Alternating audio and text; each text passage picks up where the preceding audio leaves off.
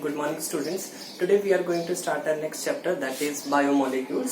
So first of all, we will study what are biomolecules and what is biochemistry. Thereafter we will discuss different types of biomolecules such as carbohydrates, fats, proteins and amino acids. So first of all, what are biomolecules? So the biomolecules are the basis of living organism. जो living organisms हैं उनकी जो body है, उनकी body में जो different cells होती हैं उसमें complex molecules वो present होते हैं and such molecules are known as biomolecules. So biomolecules will form the basis of living cells. ठीक है?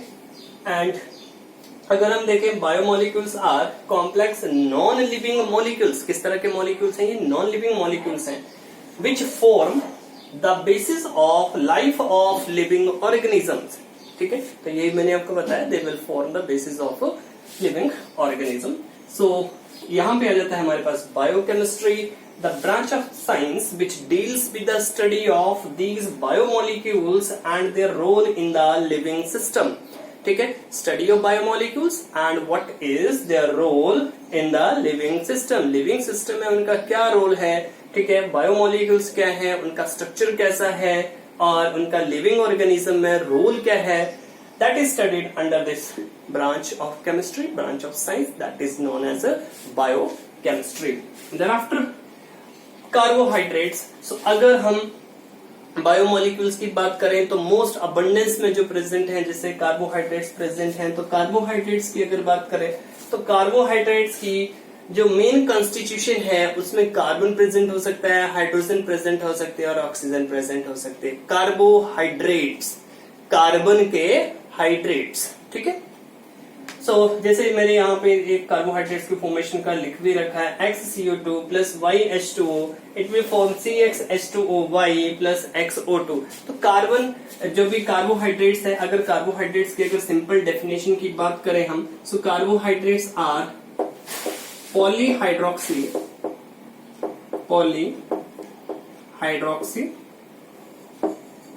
एल्डिहाइड्स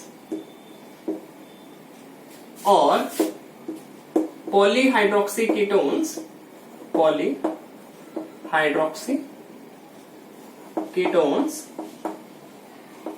पॉलीहाइड्रोक्सी एल्डिहाइड्स और पॉलीहाइड्रोक्सी कीटोन्स, और these are the compounds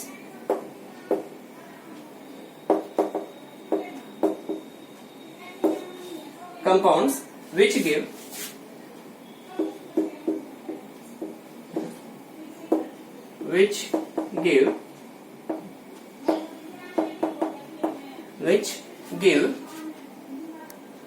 such compounds upon hydrolysis. Such compounds upon their hydrolysis.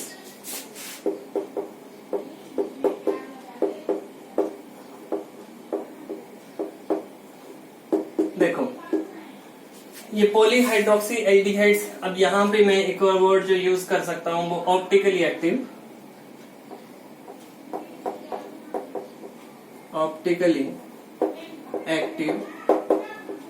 Polyhydroxy aldehydes और polyhydroxy ketones. ठीक है, polyhydroxy aldehydes हैं या फिर पॉलीहाइड्रोक्सी कीटोन्स हैं या फिर क्या हो सकते हैं, या इस तरह के कंपाउंड्स उनकी हाइड्रोलिसिस से बनते हैं. ठीक है, तो such kind of compounds are known as carbohydrates. ठीक है, तो स्टूडेंट्स अगर कार्बोहाइड्रेट्स के आगे हम बात करें तो कार्बोहाइड्रेट्स जो फर्दर हो सकते हैं शुगर एंड नॉन शुगर, और दोनों में डिफरेंस क्या होगा? जो शुगर वाले जो कार्बोहाइड्रेट्स होंगे they will be sweet in test,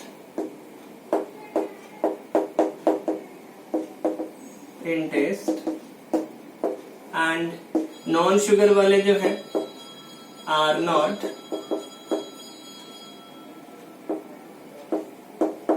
sweet in taste. ठीक है, तो जो शुगर वाले हैं they are sweet in taste, जो नॉन शुगर वाले हैं they are not sweet in taste. But ये क्लासिफिकेशन जो वो इतनी ज्यादा यूज नहीं की जाती। यहाँ पे जो हम यूज करेंगे वो यूज करेंगे मोनोसेक्राइड्स, डाइसेक्राइड्स, पॉलीसेक्राइड्स या फिर ओलिगोसेक्राइड्स। इस तरह के क्लासिफिकेशन जो हम यूज करेंगे। ठीक है, तो सबसे पहले आते हैं हमारे पास मोनोसेक्राइड्स। सी, तो कार्बोहाइड्रेट्स की अगर हम क्लासिफिकेशन देखें तो सबसे पहले आ जाते हैं हमारे पास मोनोसेक्राइड्स। ठीक है, सबसे पहले क्या आ जाएंगे हमारे पास मोनोसेक्राइड्स। तो अगर मैं मोनोसेक्राइड्स की बात करूं तो मोनोसेक्राइड्स ऐसे कंपाउंड्स हैं which can not be further hydrolysed. ठीक है, मोनोसेक्राइड्स के केस में क्या चीज है, ऐसे कंपाउंड्स जिनकी फर्दर हाइड्रोलिसिस नहीं हो सकती है। ठीक है, मोनोसेक्राइड्स की फर्दर हाइड्रोलिसिस नहीं होगी। ऐसे कंपाउंड्स जिनकी हाइड्रोलिसिस नहीं हो सकती है are known as what, monosaccharides. Disaccharides जो हैं will give 2 monosaccharide units, 2 monosaccharides, 2 monosaccharides units upon their hydrolysis।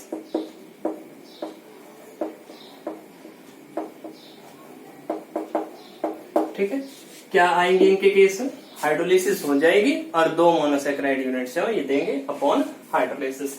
ट्राइसेक्राइड्स के केस में क्या होगी, 3 monosaccharides,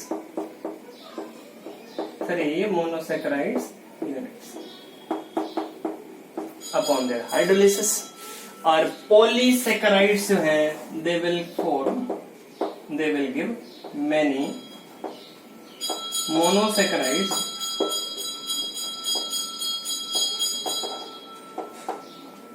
units upon their hydrolysis।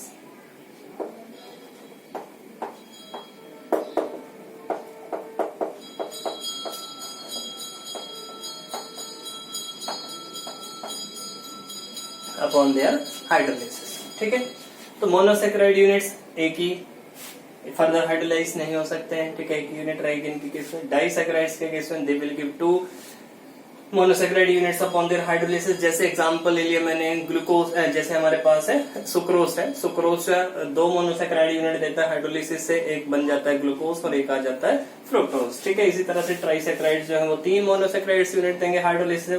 Polysaccharides के केस में there will be water many monosaccharide units. जैसे हमारे पास स्टार्च हो गया, स्टार्च जो है वो पॉलीमर है, बायोपॉलीमर भी इसको बोलते हैं। तो बहुत सारी मोनोसेक्राइड यूनिट्स हम वो इसके हाइड्रोलिसिस से क्या की जा सकती हैं, ऑब्टेन की जा सकती हैं। तो आई थिंक कार्बोहाइड्रेट्स क्लियर हैं, 2 टाइप के थे, शुगर, नॉन शुगर। यहाँ पे जो सेक्राइड वर्ड यूज कर रखा है, सेक्राइड का मतलब ही यही होता है, सेक्राइड मीन्स वाटर स्वीट। ठीक है, तो मोनोसेक्राइड आ गया आपके पास, एक ही यूनिट होगी, इसके केस में फर्दर हाइड्रोलिसिस नहीं होगी। डाइसेक्राइड्स के केस में 2 यूनिट्स बनेगी, 3 के केस, ट्राई के केस में 3 मोनोसेक्राइड यूनिट। पॉलीसेक्राइड्स के केस में there will be water many monosaccharide units will be formed upon their hydrolysis.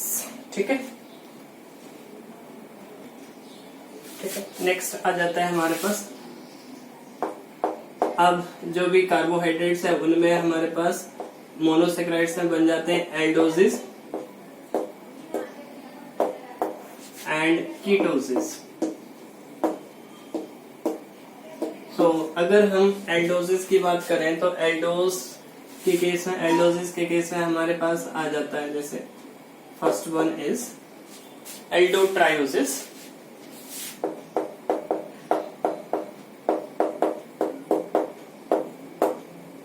एल्डोट्रायोसिस में क्या होगा, एल्डिहाइड ग्रुप एग्जिस्ट करेगा। ठीक है, CH2OH, CHOH एंड CHO। ठीक है, इस तरह से जो है वो एग्जिस्ट करेगा। आप डायरेक्टली ऐसे लिख सकते हैं इसको। ठीक है, और नेक्स्ट आ जाता है हमारे पास एल्डोटेट्रोसिस,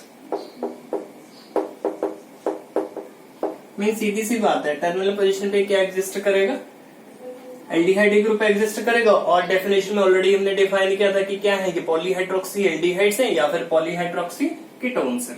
ठीक है, एल्डो टेट्रोसिस।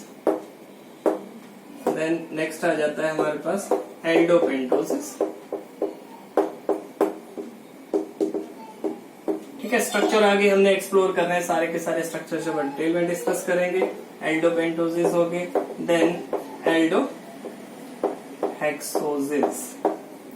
एल्डोहेक्सोज में आ जाता है आपके पास जैसे ग्लू। सो स्टूडेंट्स, अगर हम एल्डोट्रायोसिस की बात करें तो एल्डोट्रायोज के केस में मॉलिक्यूल आ जाता है हमारे पास ग्लिसरल्डिहाइड। ठीक है, तो यहाँ पे एग्जांपल आ जाएगा, कीटोसिस बाद में डिस्कस करते हैं। ग्लिसरल्डिहाइड,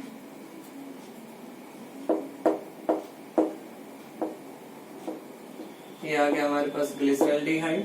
और एल्डोटेट्रोसिस की अगर बात करें तो आ जाएगा एरिथ्रोज,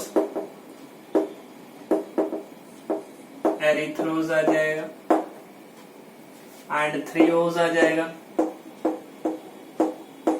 थ्रियोज आ जाएगा। एल्डोपेंटोसिस की अगर बात करें तो एल्डोपेंटोसिस के केस में हमारे पास राइबोज शुगर आ जाती है, राइबोज आ जाता है। और एल्डोहेक्सोसिस की बात करें तो आ जाता है ग्लूकोज। और बन जाते हैं कीटोसिस की अगर बात करें तो कीटोसिस के केस में आ जाते हैं हमारे पास, first of all we have ketotriose, ketotrioses, then ketotetroses, then ketopentoses, then ketohexoses. So ketotriose की अगर बात करें तो हमारे पास आ जाता है डाइहाइड्रोक्सी एसीटोन, डाइहाइड्रोक्सी एसीटोन। ठीक है, और कीटोटेट्रोसिस की बात करें तो आ जाता है एरिथ्रुलोज,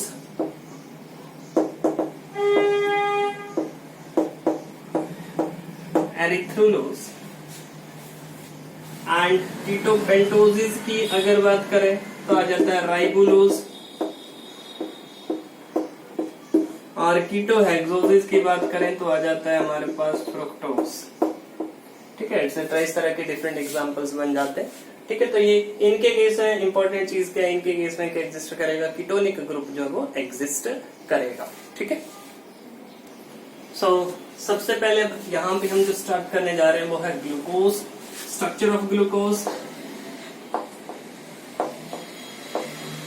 तो अगर ग्लूकोज की बात करें तो ग्लूकोज में कितने कार्बन एटम्स प्रेजेंट होते हैं, there are 6 carbon atoms present in case of glucose. ठीक है, तो अगर ग्लूकोज के स्ट्रक्चर की बात करें तो ग्लूकोज के केस में कार्बन कार्बन जो प्रेजेंट होते हैं।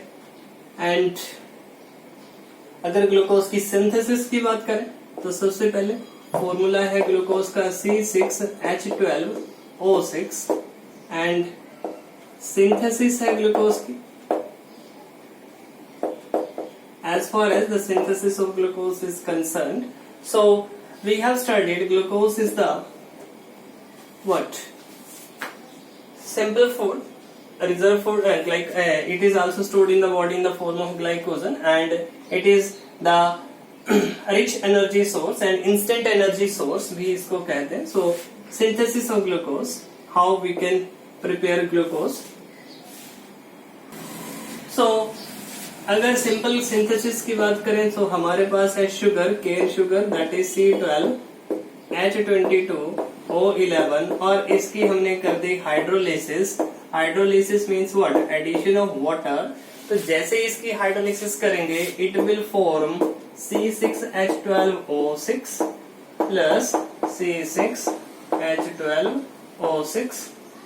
ठीक है, दो मॉलिक्यूल्स है वो ऐसे बन रहे हैं, एक बन जाता है ग्लूकोज और दूसरा मॉलिक्यूल बन जाता है फ्रुक्टोज। ठीक है, सो ये थी हमारे पास cane sugar. Cane sugar is also known as sucrose और हमने क्या कैरी आउट किया, we have carried out the hydrolysis of sucrose. Sucrose की हमने हाइड्रोलिसिस कैरी आउट की, क्या बन रहा है हमारे पास, ग्लूकोज बन रहा है और साथ में फ्रुक्टोज बन रहा है। ठीक है, अब अगर हम ग्लूकोज का स्ट्रक्चर देखें तो ग्लूकोज के स्ट्रक्चर में, अब ग्लूकोज का जैसे मैंने आपको बताया एल्डो हेक्सोसिस की कैटेगरी में आता है। तो सबसे पहले कार्बन एटम पे तो क्या प्रेजेंट है, यहाँ पे एल्डिहाइड ग्रुप प्रेजेंट है। बाकी इनकी डेफिनेशन में मैंने आपको एक और चीज क्लैरिफाई की कि these are what, polyhydroxy aldehydes और पॉलीहाइड्रोक्सी कीटोन्स। पॉलीहाइड्रोक्सी एल्डिहाइड्स में अब देखो, poly means what, many, hydroxyl group बहुत ज्यादा एल्डिहाइड ग्रुप जो प्रेजेंट होते हैं। इसके केस में let us see how many hydroxyl group are present. So polyhydroxy है तो there are many hydroxyl group which are present.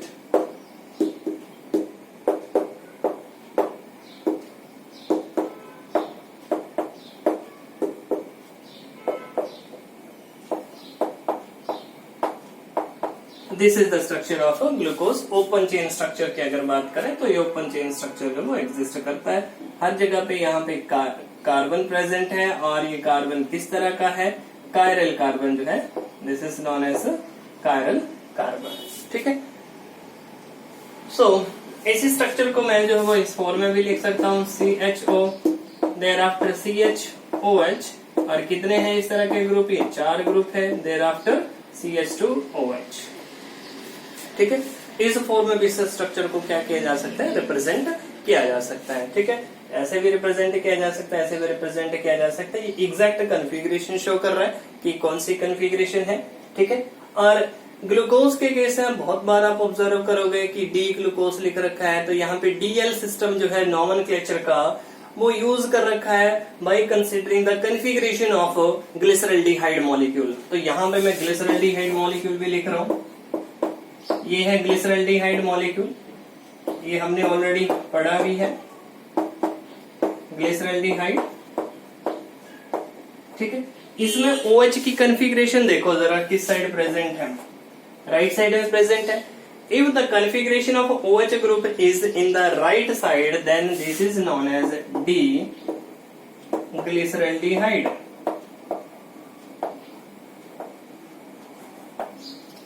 D configuration के लिए क्या होना चाहिए, OH ग्रुप जो है वो राइट हैंड साइड प्रेजेंट होना चाहिए। और L कन्फिग्रेशन के लिए इस OH की फ्लिपिंग कर दो, इसको इस साइड ले आओ और इस H को इस साइड ले आओ, तो क्या बन जाएगी, वो L फॉर्म बन जाएगी। ठीक है, तो ये DL सिस्टम है नॉमेनक्लेचर का, ग्लिसरल्डिहाइड को कंसीडर करके ये यूज कर रखा है। ठीक है, तो सेकेंड लास्ट कायरल कार्बन पे आप देखोगे OH की कन्फिग्रेशन, क्या देखना है, सेकेंड लास्ट कार्बन आइटम पे OH की कन्फिग्रेशन देखनी है। लेफ्ट साइड है, राइट साइड है, राइट साइड है तो मीन्स D है, लेफ्ट साइड है तो मीन्स L है। ठीक है, और ये है DL सिस्टम। आगे जाके डिफरेंट एग्जांपल्स भी हम प्रैक्टिस करेंगे इसके भी। सो अब इस्टेब्लिश कर लेते हैं स्ट्रक्चर ऑफ ग्लूकोज की किस तरह से डिफरेंट डिस्कवरीज हुई और कैसे जो है ग्लूकोज का स्ट्रक्चर जो है वो ओरिजिनेट हुआ।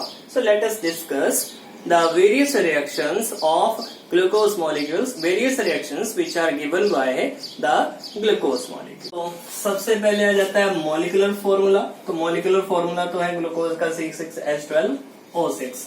ठीक है, दूसरा आ जाता है स्ट्रेट चेन,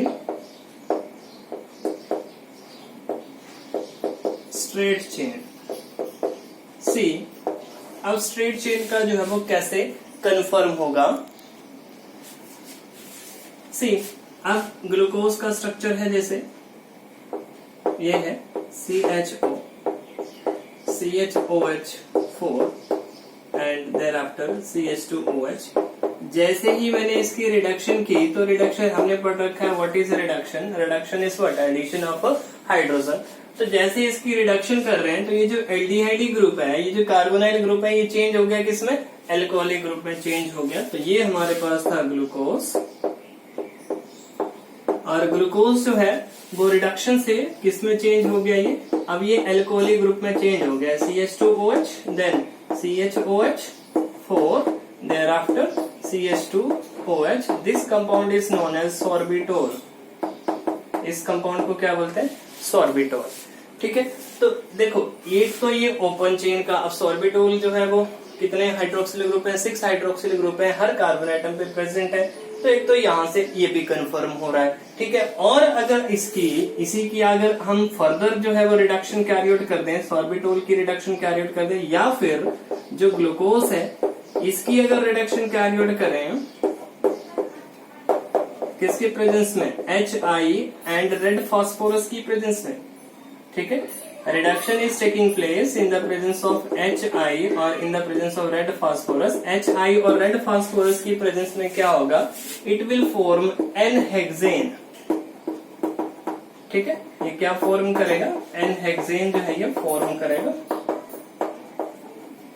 सो N-हेक्सेन जो फॉर्म हो रही है, अब N-हेक्सेन में आप देख सकते हो कार्बन आइटम जो है वो कैसे हैं, स्ट्रेट चेन में अरेंज है। सो N-हेक्सेन जो फॉर्म हो रही है, it means there are presence of 6 carbon atom and there is presence of a long chain of these carbon atoms। तो ग्लूकोज के केस में कार्बन आइटम की लॉन्ग चेन जो है वो एग्जिस्ट करती है। ठीक है, तो कंप्लीट रिडक्शन से ऐसा हो रहा है। अगर पार्शियल रिडक्शन कैरी आउट की तो जो एल्डिहाइड ग्रुप था वो चेंज हुआ था किसमें, अल्कोहलिक ग्रुप में। और अगर कंप्लीट रिडक्शन कैरी आउट कर दी तो जो अल्कोहलिक ग्रुप है वो भी सारे क्या हो जाएंगे, चेंज होंगे, और जो एल्डिहाइड ग्रुप है वो भी रिड्यूस हो गया, किसमें चेंज हो गए, N-हेक्सेन में चेंज हो गया। ठीक है, तो ये जो रिएक्शन है ये कंफर्म करता है presence of straight chain in case of glucose. ठीक है, अब स्टूडेंट्स नेक्स्ट आ जाता है presence of 5 hydroxyl group. Presence of 5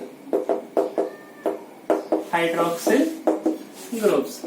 तो ग्लूकोज मॉलिक्यूल के केस में क्या प्रेजेंट है, 5 हाइड्रोक्सिल ग्रुप्स में वो प्रेजेंट है।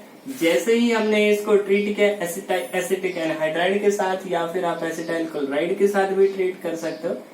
एसिटिक एनहाइड्राइड के साथ अगर इसको ट्रीट कर रहे हैं, CH3COO के 5 मॉलिक्यूल्स के साथ अगर इसको ट्रीट किया तो it will form penta acetyl derivative. क्या फॉर्म करेगा, पेंटा एसिटाइल डेरिवेटिव जो है वो फॉर्म करेगा। ठीक है, तो जैसे ही ट्रीट किया यहाँ पे तो पेंटा एसिटाइल डेरिवेटिव जो फॉर्म हो जाएगा। Aldehyde group will remain as it is, CHO CO CH3 4 यहाँ पे आ जाएंगे, and CH2O CO CH3। Name of this compound will be what, glucose penta acetate.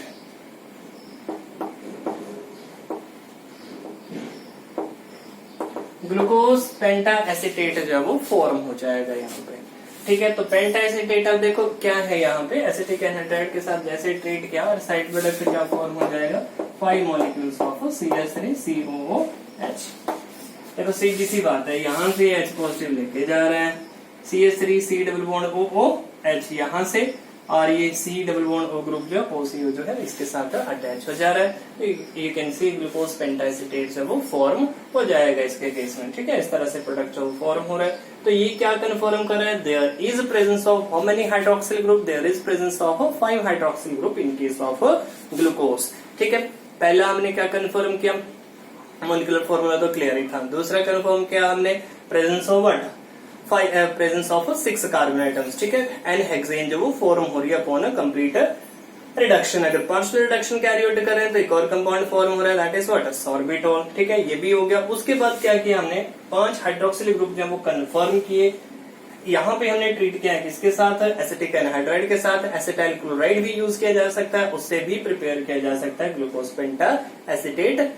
ठीक है, अब इसके बाद जो आता है next, that is, so students next आ जाता है reaction of glucose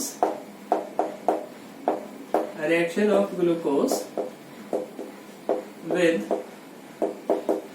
HCN। Glucose का रिएक्शन है किसके साथ, HCN के साथ। सो ये है हमारे पास ग्लूकोज,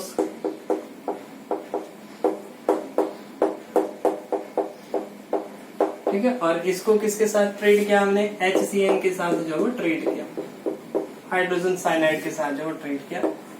तो इसके केस में जो प्रोडक्ट फॉर्म होगा that will be glucose cyanohydrin. क्या फॉर्म होगा, glucose cyanohydrin. So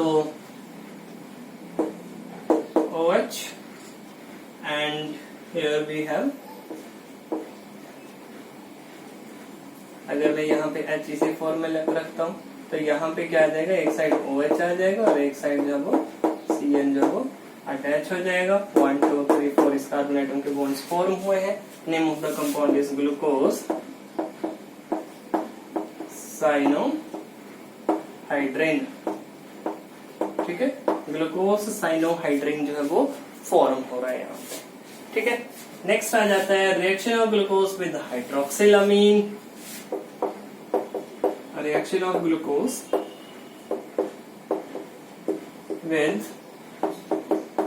हाइड्रोक्सिलामीन that is NH2OH। ठीक है, हाइड्रोक्सिलामीन, हाइड्रोक्सिलामीन। अब ग्लूकोज का रिएक्शन है किसके साथ, हाइड्रोक्सिलामीन के साथ। Late us see how the reaction is taking place. So CHO, और मैं इसको इस फॉर्म में लिख दे रहा हूं,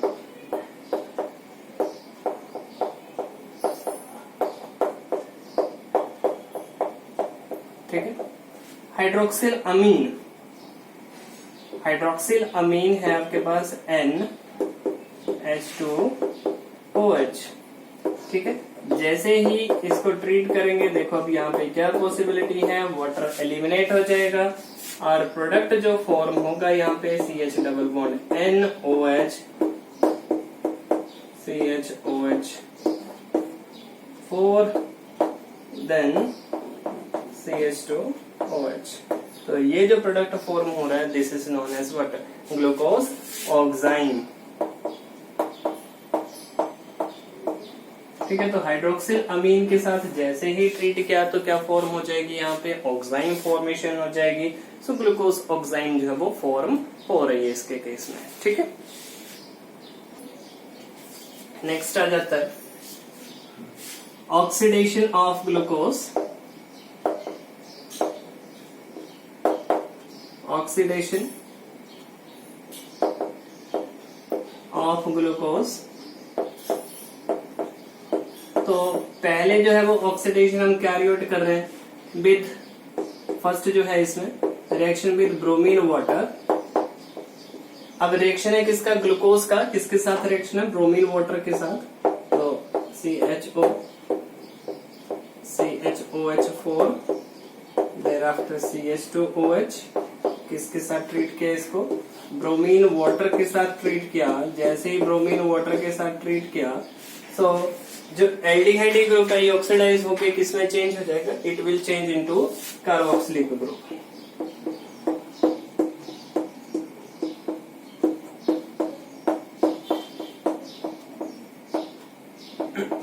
ठीक है, और अगर इस एसिड की बात करें तो name of this acid is what, gluconic acid. किसमें चेंज हो गया ये, ग्लूकोनिक एसिड में ऑक्सीडाइज हो गया ये।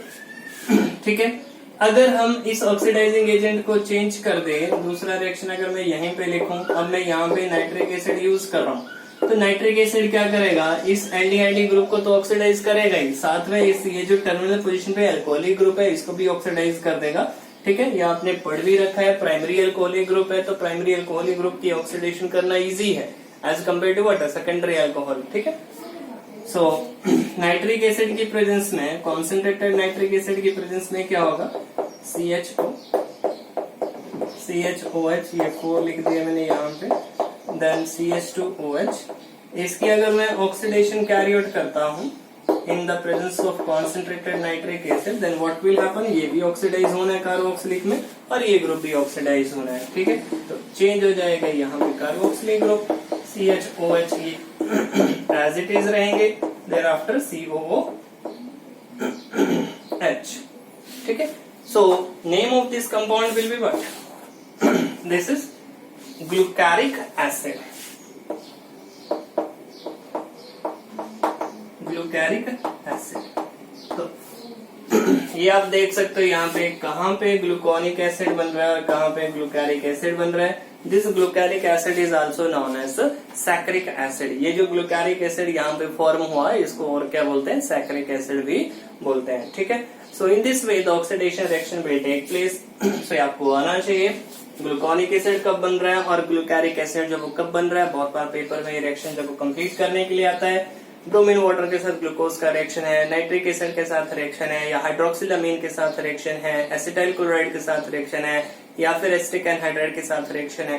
ठीक है, तो सारे, या फिर HCN के साथ रिएक्शन है। तो सारे के सारे रिएक्शंस आपको जो है बहुत अच्छे से जो वो आने चाहिए।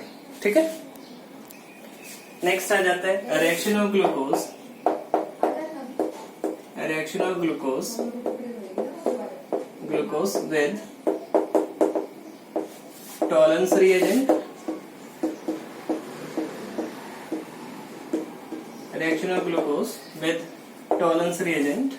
So we have studied what is Tollens reagent, ammonical solution of silver nitrate। ठीक है, तो उसके साथ हम ग्लूकोज का रिएक्शन स्टडी करेंगे और इसके साथ जो वो फैलिंग सोल्यूशन भी है उसके साथ भी जो है ग्लूकोज का रिएक्शन जो स्टडी करेंगे। तो ग्लूकोज हो गया हमारे पास ये CHOH4, then we have CH2OH, और इसको ट्रीट किया है हमने किसके साथ, टॉलेंस रिएजेंट के साथ।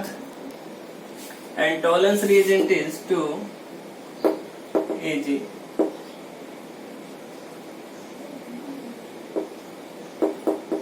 NH3 twice OH। ठीक है, इसके साथ ट्रीट किया। तो इसके केस में अब देखो जो प्रोडक्ट है वो क्या फॉर्म होगा। So the product इसके केस में फॉर्म होगा that will be COO NH4, CO negative, NH4 positive, CHOH4। ठीक है, और यहाँ पे CH2OH as it is plus 2Ag। ये जो है ये सिल्वर मिरर जब डिपॉजिट हो जाता है 3NH3 along with formation of water। ठीक है, तो शाइनिंग सिल्वर मिरर जब वो आता है इसके केस में, so टॉलेंस रिएजेंट टेस्ट जो वो देगा। ठीक है, this test is also known as Tollens reagent test. Next is Fehling solution test.